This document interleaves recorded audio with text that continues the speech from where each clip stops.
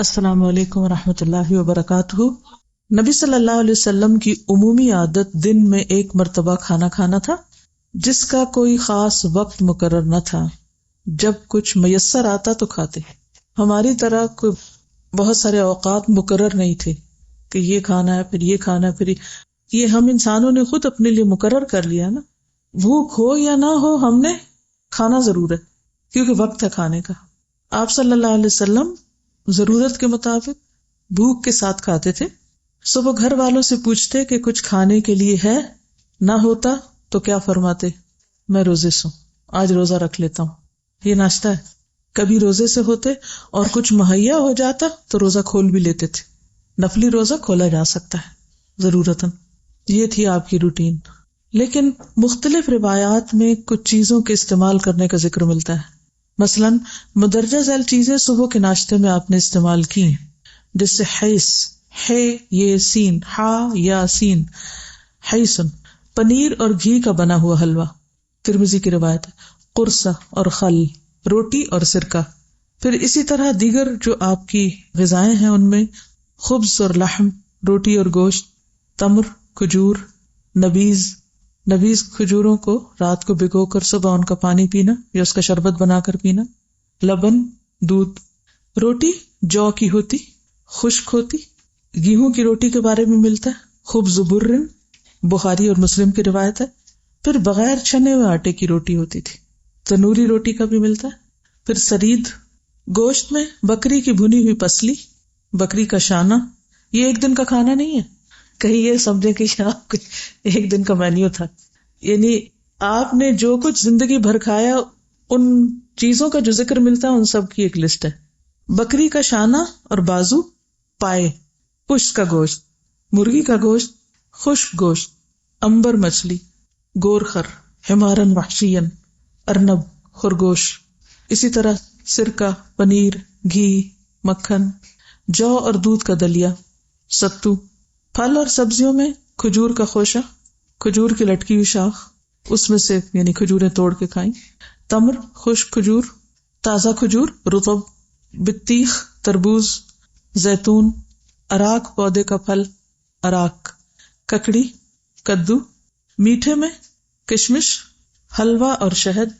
مشروب میں، ڈرنکس میں زمزم، ٹھنڈا پانی، دودھ، پانی ملایا ہوا دودھ، ستو، نبیز وہ جو کھجور کا جو شربت ہوتا ہے، عسل، شہد، ڈائریکٹ بھی شہد پیا اور پانی میں ملا کر بھی۔ آپ کی ناپسندیدہ غذائیں لہسن، پیاز اور گوہ، ضب، ضاد اور با۔ گوہ کیسی ہوتی ہے؟ بڑی سی چپکلی، یہ ناپسندیدہ تھی آپ کی، ٹھیک ہے۔ اسی طرح گوشت میں صرف بکری کا نہیں بلکہ اونٹ کا بھی گوشت آپ استعمال کرتے تھے، جو بھی میسر آتا، ٹھیک ہے۔ چلیے، ورزش میں کیا شروع کیا آپ نے؟ جی، ڈیپ بریدنگ اور واک۔ کتنے منٹ؟ پونا گھنٹہ۔ واک کے دوران کیا کرتی ہیں؟ کیا ڈائری آپ نے پکڑی ہوتی ہے؟ کیسے رینڈملی بس ایسے سوچتے رہے، سوچے اوکے۔ سوال لکھیے، ورزش کے دوران کیا کچھ پڑھا جا سکتا ہے، کیا کیا جا سکتا ہے، کیونکہ یہ اتنا قیمتی وقت ہے 45 منٹس۔ اوکے جی، انہوں نے اپنے اذکار مخصوص کیے ہوئے، مثال کے طور پر جیسے تسبیح ہے، استغفار ہے، درود شریف ہے، لا حول ولا قوت الا باللہ ہے، یا اسماء الحسنی ہے، کچھ بھی۔ تو انہوں نے جن جن سڑکوں سے گزرتی ہیں تو ان کے ساتھ ان کو باندھ لیا کہ اس سڑک پر مثلاً استغفار پڑھنی ہے، اس سڑک پر تسبیح پڑھنی ہے، اس سڑک پر۔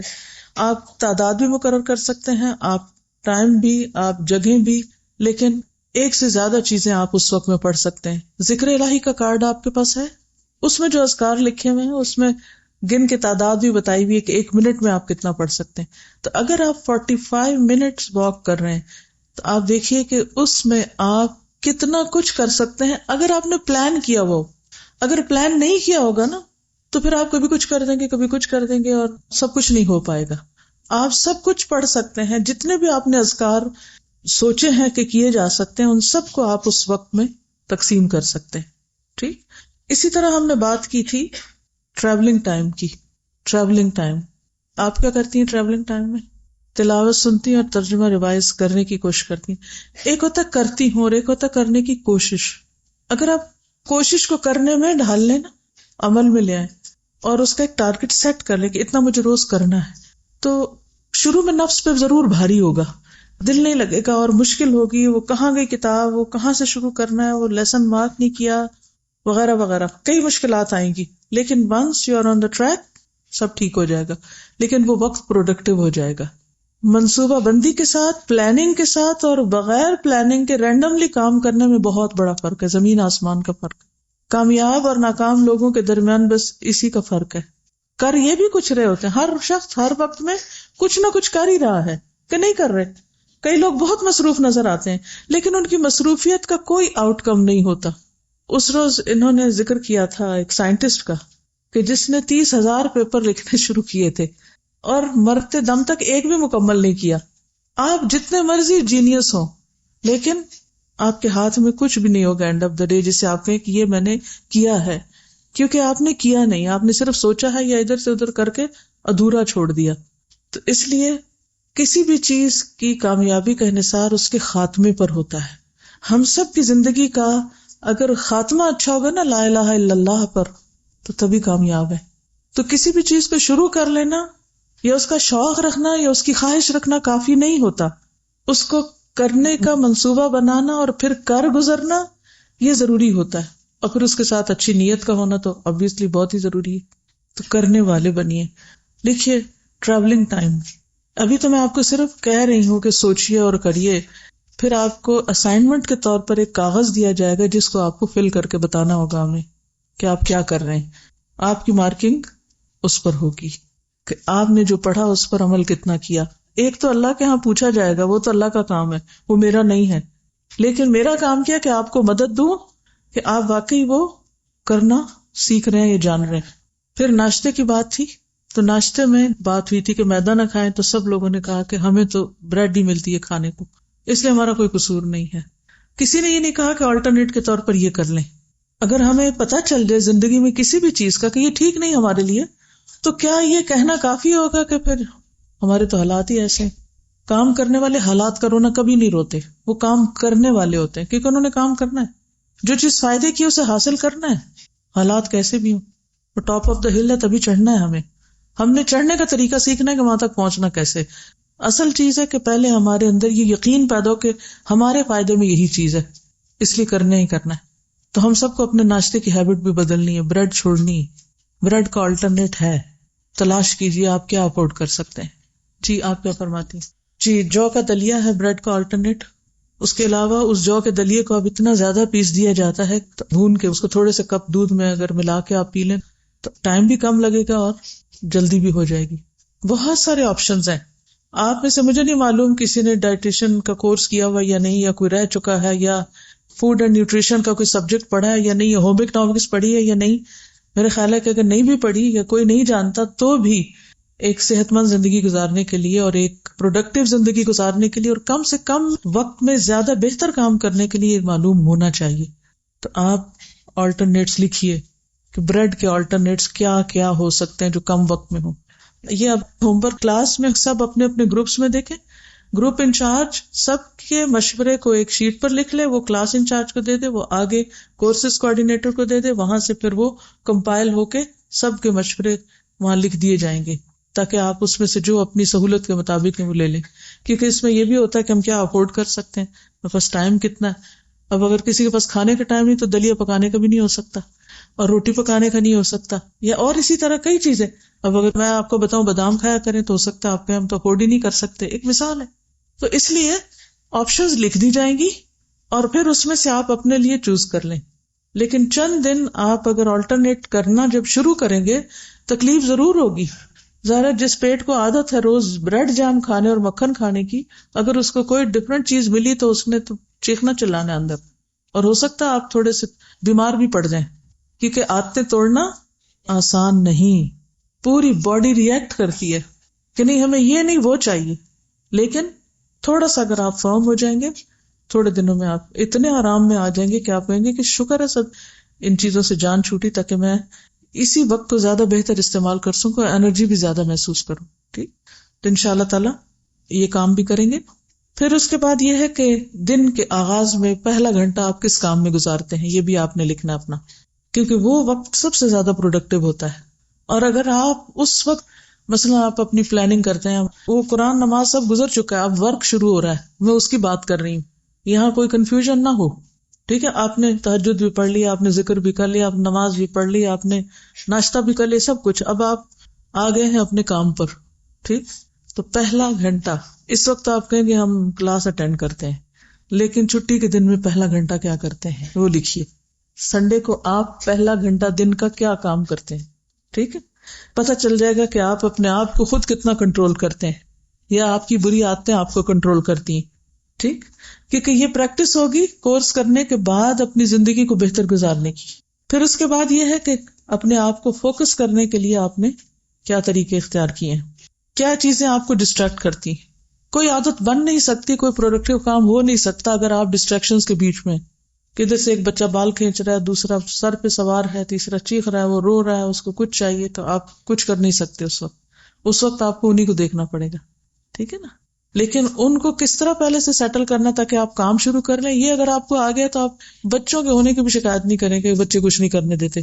کچھ خواتین ہائیلی ایجوکیٹڈ، پڑھی لکھی، سب کچھ ان کے پاس ہوتے ہیں، سارے ٹیلنٹ، لیکن ایک بچے کے بعد وہ بالکل بیٹھ جاتی.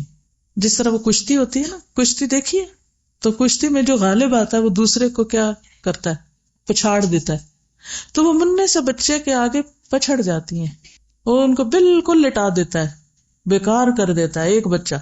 تو اگر آپ نے یہ نہیں سیکھا نا کہ بچے کو کیسے مینج کرنا اور زندگی کے مقصد پہ کیسے فوکس کرنا ہے، تو کام نہیں بنے گا. پھر اس کے بعد ہفتہ وار اپنا جائزہ اور اپنے سونے کے طریقوں پر غور و فکر، ٹھیک ہے؟ یہ کہنا تھا کہ ہم نا جو چھٹی کا دن ہوتا ہے نا، چاہے وہ سنڈے ہو یا کوئی اور گرانٹیڈ چھٹی ہو، تو وہ ٹوٹلی ڈفرینٹ ہوتا ہے ایک ورکنگ ڈے سے. اس عادت کو کیسے بہتر کریں نا، اس کی پلاننگ کرنی پڑے گی آپ کو. مثلاً چھٹی کا دن مجھے اس لحاظ سے بہت اچھا لگتا ہے کہ گاڑیاں نہیں چل رہی ہوتی، کوئی دھواں نہیں ہوتا، پولوشن نہیں ہوتی، تو واک کا بہت اچھا وقت ہوتا ہے، یعنی فریش ایئر ملتی ہے آپ کو. عام دنوں میں آپ کے پاس دھوپ میں بیٹھنے کا وقت نہیں، آپ دھوپ میں بیٹھنے کا وقت نکالیں، کیونکہ وٹامن ڈی کی کمی حجاب لینے والوں کو اکثر ہو جاتی ہے. پھر اس کے بعد آپ کو کچھ ایسی چیزوں کے مطالعے کا وقت نہیں ملتا عام دنوں میں، کیونکہ روٹین میں آپ کو کام کرنا ہوتا ہے، تو آپ وہ کر سکتے ہیں. کیونکہ یہاں اس کتاب میں جسمانی اور روحانی صحت کی بات کی گئی، لیکن ہمیں تھوڑی سی اور صحتوں کی طرف بھی جانا ہوگا، تو اس میں انشاءاللہ آپ کو ایک میپ دے دیں گے کہ آپ ان ساری چیزوں کے اوپر تھوڑا تھوڑا ورک کر سکیں. تو میرا خیال ہے کہ اس کو ہم ایک الگ ٹاپک کے طور پر ڈیل کر سکتے ہیں، ہفتہ وار روٹین کو، ویکلی روٹین کہ سارے ویک کا بھی جائزہ اور پھر چھٹی کے دن کو گزارنے کا طریقہ. ٹھیک، یس، بالکل. تو پھر اسی وجہ سے سارا دن لاسٹ ہوتا ہے، آپ کچھ بھی نہیں مکمل کر پاتے کیونکہ آپ نے آغاز اچھا نہیں کیا. تو بہترین آغاز وہ ضروری ہے. دیکھیے ایک ماں جو ہوتی ہے نا، وہ گھر میں ایک رول ماڈل ہے، بچے اس کو دیکھ کے سبق سیکھتے ہیں کہ ماں کیا کر رہی ہے. جن لوگوں نے اپنی ماؤں کو سخت محنت کرتے دیکھا ہے، ان کے لیے محنت کرنا مشکل بھی نہیں ہے، اور ان کو لگتا ہے کہ یہی زندگی ہے، ایسے ہی رہتے ہیں.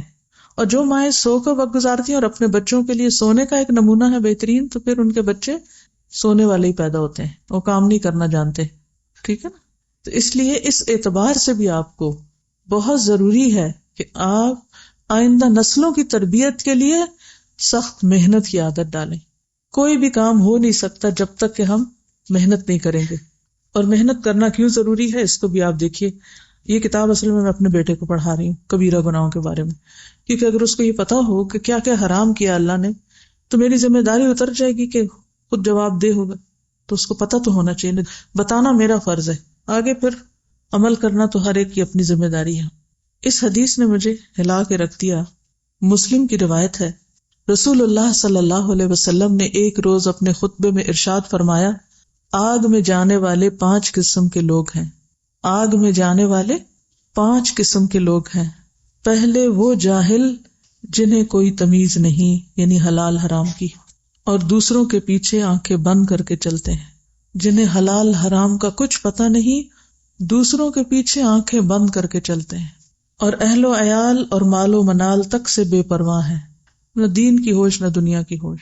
یعنی اہل و عیال کے بارے میں بھی کوئی ذمہ داری نہیں لیتے، اور نہ ہی اپنے مالی معاملات کی، کسی چیز کی نہ رسپانسبلٹی قبول کرتے، نہ پڑھنے لکھنے سے کوئی دلچسپی، نہ حلال حرام جاننے کے بارے میں، تو گویا ایسا شخص کیا کرتا ہے؟ اپنی پوری زندگی کو برباد کر دیتا ہے، اسے پتہ ہی نہیں کیا کرنا اور کیا نہیں کرنا.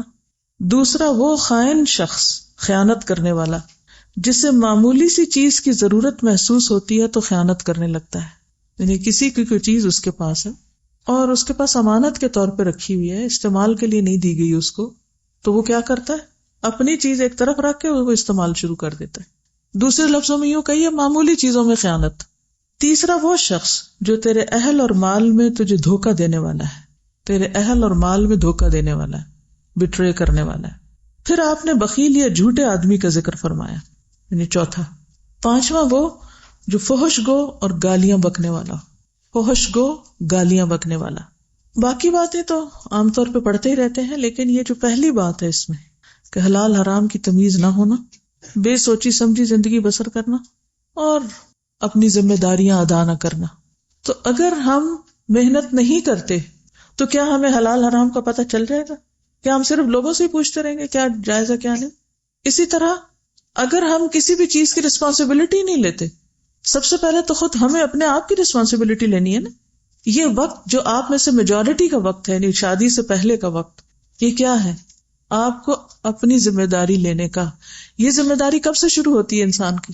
بلوغت سے. کب ختم ہوتی ہے؟ موت کے ساتھ.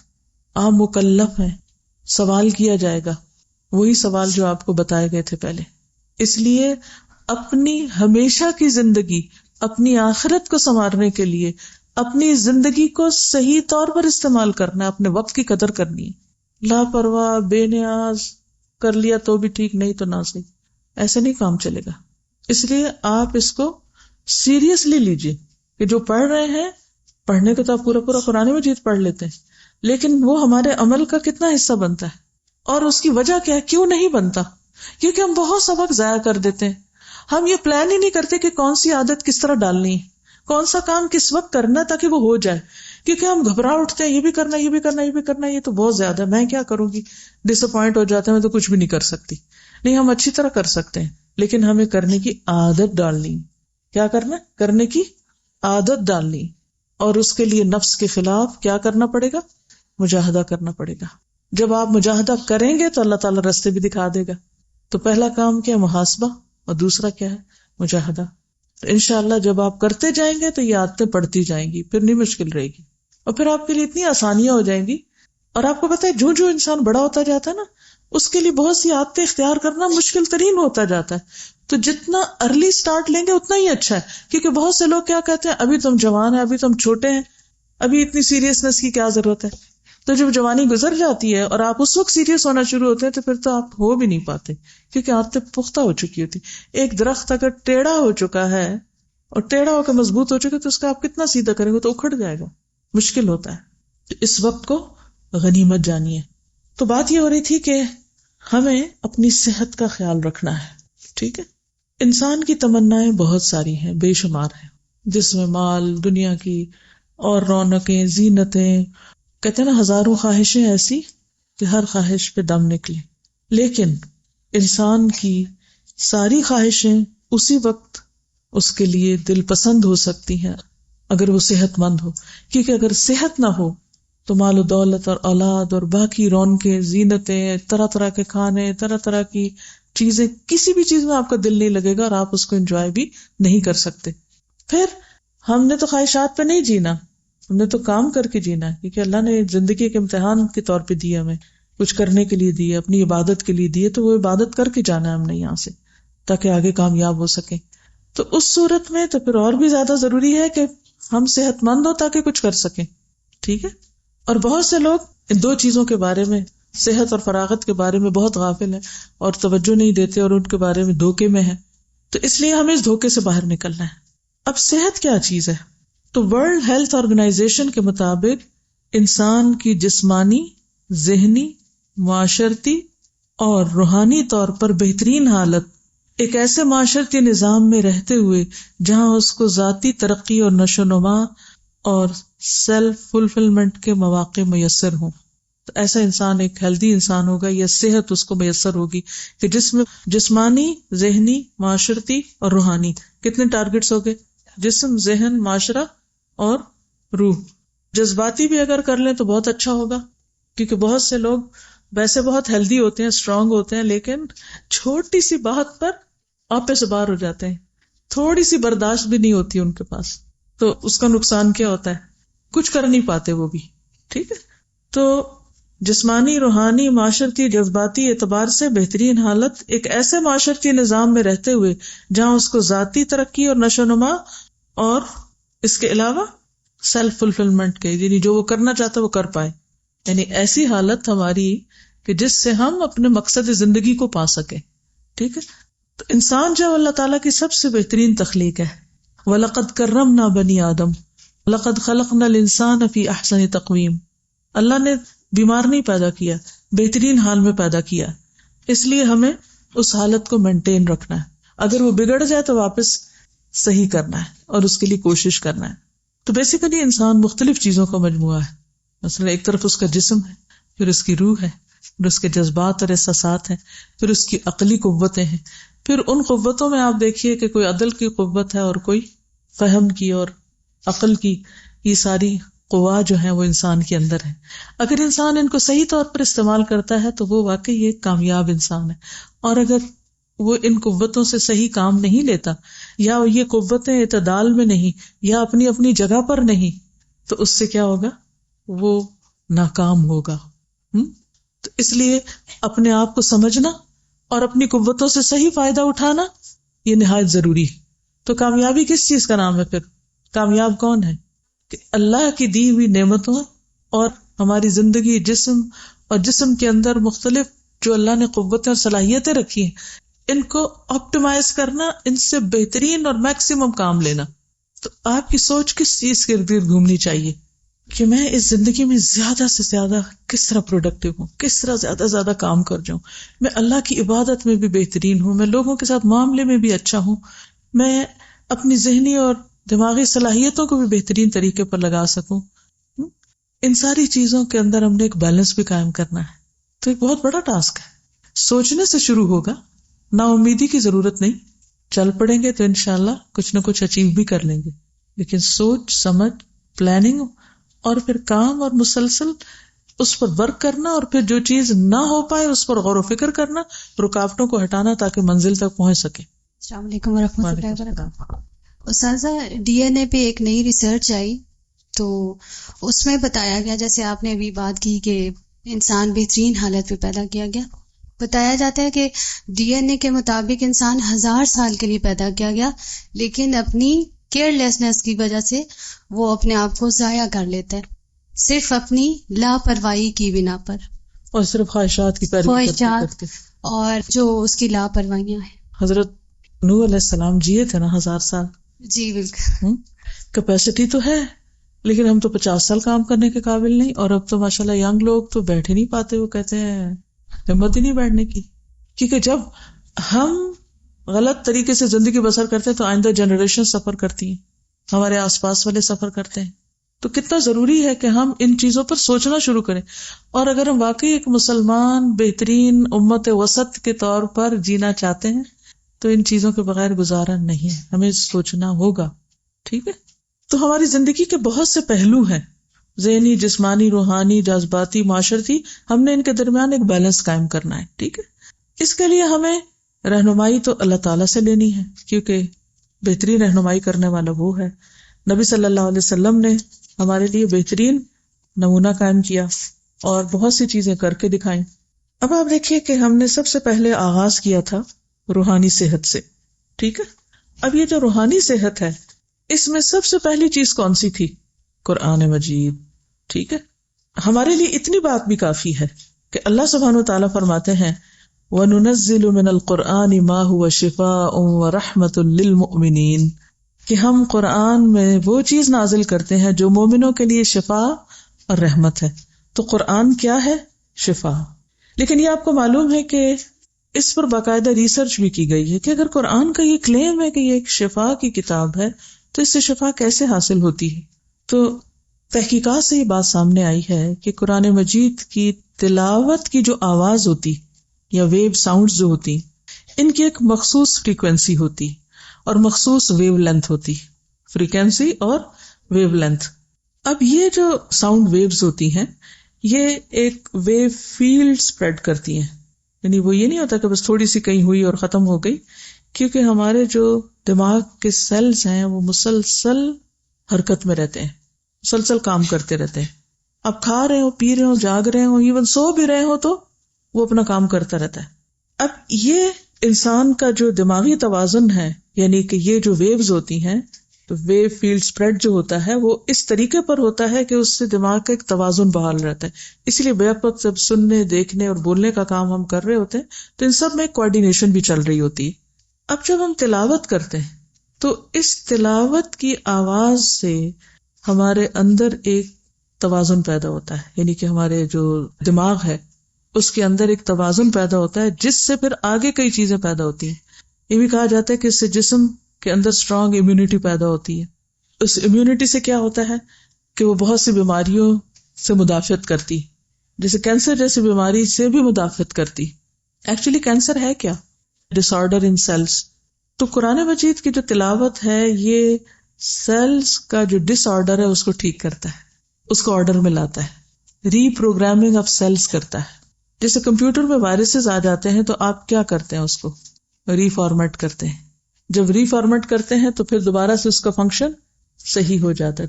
تو صرف جو قرآن مجید کی تلاوت کرنا ہے اور اس کی آواز خود سننا، ایک کسی بھی قاری کی آواز میں بھی آپ سن سکتے ہیں، اور ایک یہ کہ خود پڑھ کے سنیں.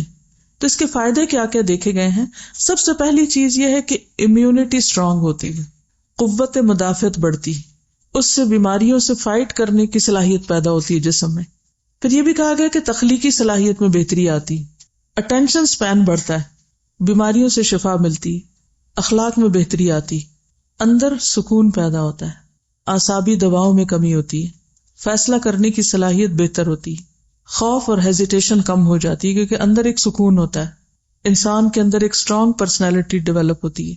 مختلف طرح کی جو بیماریاں ہیں جو سٹریس کی وجہ سے پیدا ہوتی ہیں وہ ختم ہوتی ہیں. کئی بیماریاں صرف سٹریس کی وجہ سے ہوتی ہیں. اور پھر بہت سی جسمانی جو ضروریات ہیں ان کو بھی یہ روحانی غذا پورا کر رہی ہوتی ہے. اگر آپ قرآن مجید پڑھ رہے ہو، جیسے رمضان میں آپ نے دیکھا ہوگا روزہ رکھ کے آپ قرآن مجید پڑھنے لگے تو بھوک کی طرف سے دھیان ہٹ جاتا ہے، یوں لگتا ہے جیسے واقعی یہ غذا مل رہی ہے. تو اب آپ تصویروں سے تھوڑا سا اس چیز کو دیکھ لیجیے. What is the best medicine? Healing by listening to Quran. آگے دیکھیں، neural cell in the brain in a state of constant vibration. یہ سیل کی پکچر ہے، constant vibration میں ہوتا ہے جو نیورو سیل ہوتا ہے. Next. Before the baby is born, his brain cells before vibrating rhythmically in a balanced way. یعنی ان کی جو موومنٹ ہوتی ہے، یہ ان کی وائبریشن ہوتی وہ رینڈم نہیں ہوتی بلکہ ایک ردم کے ساتھ ہوتی. Scientists also discovered that the DNA strap inside each cell vibrates in a certain ways as well. یعنی ان کا ایک مخصوص طریقہ ہوتا ہے، اس کی جو ویو لینتھ ہوتی. یہ برین سیلز کے امیج ہے in which we can see the damaged area appear in red color. مختلف چیزیں ہمارے ان سیلز کو ڈیمیج بھی کرتی ہیں. یہ جیسے میں نے شروع میں ذکر کیا نا کہ ایک فریکوینسی ہوتی ہے اور ایک مخصوص ویو لینتھ ہوتی ہے. جب قرآن پاک ہم سنتے ہیں تو اس طرح کی ویوز بنتی اور اس کے پھر فائدے آگے یہ ہوتے ہیں، یعنی کہ کس طریقے پر ہمارے اندر کا جو سسٹم ہے اس کے اوپر اثر انداز ہوتا ہے قرآن. Just little glimpses. چلیے بس کافی اتنا ہی. تو آپ کو کرنا کیا ہے؟ کس چیز کی عادت ڈالنی ہے آپ نے؟ قرآن کی تلاوت کی. یاد رہے گا کس وقت کرنی. اگر آپ کو زیادہ پڑھنے کی ابھی عادت نہیں تو آپ کتنے سے شروع کر سکتے ہیں؟ 3 آیتوں سے. لیکن انشاءاللہ آپ دیکھیے گا صحیح، آپ کھولیں تو صحیح ایک دفعہ، بس کھولنا لازم ہے. اگر کسی دن بالکل بھی پڑھنے کو دل نہیں کر رہا نا تو بھی آپ اتنا اپنے اوپر پابندی لگا لیں کہ میں نے اٹھانا اور کھولنا ضرور ہے، چاہے میں بند کر کے رکھ دوں. لیکن اگر آپ صرف اٹھا لیں گے اور کھول لیں گے نا پھر یہ آپ کو خود ہی کھینچ لے. کھولنا لازم ہے. اس کا اپنے ساتھ عہد کریں، میرے ساتھ نہیں، میں نہیں گناہگار کرنا چاہتی، اپنے ساتھ عہد کریں کیونکہ مجھے یہی طریقہ بتایا گیا تھا اور یہ اتنا افیکٹو ہوا میرے لیے، اس نے بہت بہترین کام کیا. اور اگر کبھی میں نے اس کو کھولا نہیں یا وہ اوجل ہو گیا تو پھر گئی عادت، اتنی تیزی سے چھٹتی ہے کہ مشکل ہو جاتی. جی آپ کچھ کہنا چاہیے، بولیے. قرآن مجید جو اثر کرتا ہے انسانی صحت پہ، یہ اس کا ڈائریکٹ ہیلنگ ایفیکٹ ہے جو تلاوت کرنے یا سننے سے ہوتا ہے. اس کے علاوہ جو اس میں گائیڈنس ہے اس پر عمل کرنے سے، جیسے اللہ تعالیٰ نے کچھ کام کرنے کو کہا، کچھ چیزوں سے منع کیا. تو جو اس میں لیجسلیشن ہے اور جو گائیڈنس ہے وہ بھی انسانی صحت کے لیے بہت ضروری ہے، ایون انفرادی طور پر بھی اور معاشرتی برائیوں سے بھی. جیسے شراب نوشی سے منع کیا گیا، قتل سے منع کیا گیا، اسی طرح بے شمار اور جو قوانین ہیں جی زنا سے. تو ہر لحاظ سے شفا ہے. بالکل، یعنی ذہنی اعتبار سے، جذباتی اعتبار سے، جسمانی اعتبار سے، یعنی شفا کی شروع میں ڈیفینیشن ہوئی تھی نا، تو یہ جب قرآن شفا ہے تو وہ ان ساری چیزوں کے لیے شفا ہے، تعلقات میں بھی شفا ہے اور روح اور جسم سب کے لیے.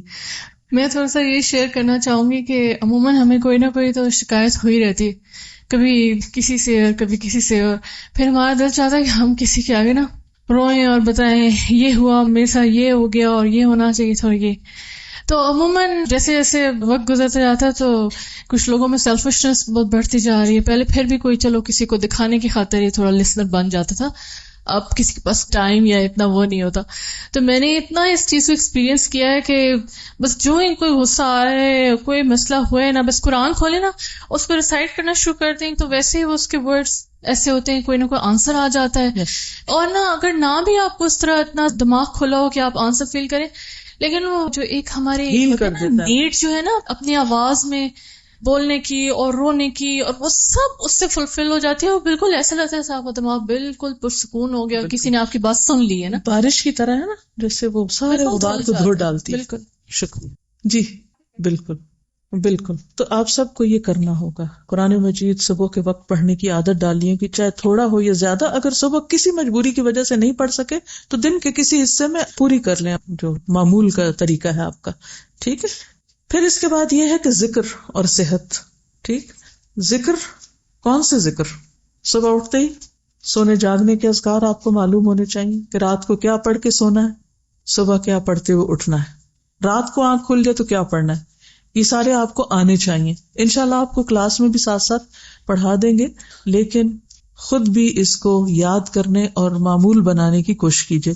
پھر اسی طرح باقی بھی چھوٹے چھوٹے کاموں پر دعائیں ہیں، آئینہ دیکھنے کی، گھر سے نکلنے، گھر میں داخل ہونے، سوار ہونے. یہ سارا دن اگر دیکھا جائے تو اللہ کے ذکر میں گزرتا ہے، اور یہ انسان کے لیے سیٹسفیکشن کا باعث ہے. انسان سوچتا ہے جب میں نے اللہ سے مانگ لیا نا، اب میں محفوظ ہو گیا. اور یہ جو کانسیپٹ ہے کہ میں اللہ کی حفاظت میں ہوں، یہ انسان کو بہت ریلیکس کر دیتا ہے، بہت سے اسٹریس سے نجات دیتا ہے. ورنہ آپ گھر سے نکلتے ہیں اور آپ کو ڈر ہوتا ہے پتہ نہیں کیا ہو جائے گا. کچھ وہ لوگ بھی ہیں جو کالی بلی دیکھ کے راستہ بدل لیتے ہیں یا اپنا کام چھوڑ دیتے ہیں یا اسٹریس میں آ جاتے ہیں. اگر انہیں نکلنا ہی ہے تو وہ پریشان حال دن گزاریں گے. لیکن اس کے برعکس جب آپ دعا کر کے اللہ سے آگے بڑھتے ہیں تو آپ کے لیے آسانی ہو جاتی. اور اس پر بھی آپ دیکھیے کہ اللہ کی یاد سے دلوں کو اطمینان نصیب ہوتا ہے، اور یہ آپ کے لیے صحت کا باعث بنتے ہیں. پھر تیسری چیز ہے نماز اور صحت. نماز اور صحت. نماز میں صحت کے کون سے نقطے پوشیدہ ہیں، ان پر آپ غور و فکر کیجئے اور کل لکھ لائیے. ٹھیک ہے، کہ کیا کیا چیزیں نماز کی صحت کا باعث ہے. وضو سے لے کر سارے ایکشنز اور جو اس میں پڑھا جاتا ہے، اس میں جسمانی صحت بھی ہے، اس میں روحانی صحت بھی ہے، اس میں باقی بھی بہت ساری چیزیں ہیں. ٹھیک ہے، میں تھوڑا سا یہاں سے کنٹینیو کروں گی. 5 وقت کی نماز عبادت اور بے شمار دوسرے فوائد کے علاوہ بہترین ورزش بھی ہے. یہ انسان کے تمام روحانی اور جسمانی دکھوں کا مداوع کرتی ہے. بے حیائی اور ناشائستہ کاموں سے روکتے ہوئے اللہ سبحانہ وتعالیٰ کے قرب کا بھی ذریعہ بنتی ہے. قرآن مجید میں اللہ تعالیٰ فرماتے ہیں وَاسْتَعِینُوا بِالصَّبْرِ وَالصَّلَاةِ، اللہ سے صبر اور نماز کے ساتھ مدد مانگو. یعنی ہر طرح کی مشکلات سے نکلنے کا راستہ ہے. نماز پڑھنا انسان کے اندر چستی پیدا کرتا ہے، آپ کو ایکٹیو بنا دیتا ہے. جو شخص فجر کی نماز پڑھتا ہے اس کے بارے میں رسول اللہ صلی اللہ علیہ وسلم نے فرمایا فَيُصْبِحُ نَشِيطًا طَيِّبَ النَّفْسِ قَدْ أَصَابَ خَيْرًا وَإِن لَّمْ يَفْعَلْ أَصْبَحَ كَسْلَانَ خَبِيثَ النَّفْسِ لَمْ يُصِبْ خَيْرًا. اس کی صبح اس حال میں ہوتی ہے کہ وہ چاق و چوبند اور خوش باش ہوتا ہے، اسے بھلائی مل گئی ہوتی ہے. اگر انسان یہ کام نہ کرے تو صبح کو سست اور بوجھل طبیعت کا ہوتا ہے، اسے بھلائی نہیں ملی ہوتی. تو یہ سب سے بڑا فائدہ ہے کہ آپ کو ایکٹیو رکھتی ہے. پھر اسی طرح نماز بوجھل انسان کو ہلکا کر دیتی ہے. رسول اللہ صلی اللہ علیہ وسلم نے فرمایا جب بندہ نماز پڑھنے کے لیے کھڑا ہوتا ہے تو اس کے سارے گناہ لائے جاتے ہیں، اس کے سر اور دونوں کندھوں پہ رکھ دیے جاتے ہیں. بندہ جب رکوع کرتا ہے یا سجدہ کرتا ہے تو سارے گناہ گر جاتے ہیں. تو لٹرلی وہ آپ کو ہلکا کر دیتی، گناہ گرا دیتی ہے. آپ صلی اللہ علیہ وسلم نے فرمایا جو شخص بھی نماز کے ارادے سے وضو کے لیے کھڑا ہوتا ہے پھر اپنے ہاتھ دھوتا ہے تو اس کی ہتھیلیوں پر پانی کا پہلا قطرہ ٹپکتے ہی اس کے گناہ معاف ہونے لگتے ہیں. جب وہ کلی کرتا ہے، ناک میں پانی ڈالتا ہے، ناک صاف کرتا ہے، تو اس کی زبان اور ہونٹوں کے گناہ پانی کے پہلے قطرے سے ہی زائل ہو جاتے ہیں. جب وہ چہرہ دھوتا ہے تو پانی کے پہلے قطرے سے اس کی آنکھوں اور کانوں کے گناہ زائل ہو جاتے ہیں. جب وہ کوہنیوں تک، ہاتھوں اور ٹخنوں تک، پاؤں کو دھوتا ہے تو اس کے گزشتہ سارے گناہ معاف ہو جاتے ہیں، اور ہر گناہ سے اس طرح محفوظ ہو جاتا ہے جیسے وہ اپنی پیدائش کے وقت تھا. اور جب وہ نماز کے لیے کھڑا ہوتا ہے تو اس کے درجات کی بلندی کا سبب بنتی ہے.